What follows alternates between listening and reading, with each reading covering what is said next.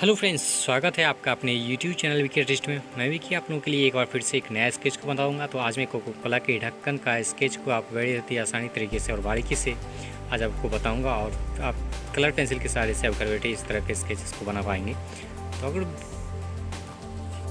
तो दोस्तों, मेरी छोटी सी वीडियो को लास्ट तक देखेंगे तो समझ में पाएंगे कि किस प्रकार से ये आसानी से बनाया जा सकता है। और चाहे अच्छी लगे तो वीडियो को लाइक कर लें और सब्सक्राइब भी कर लें ताकि मेरा बार की तरह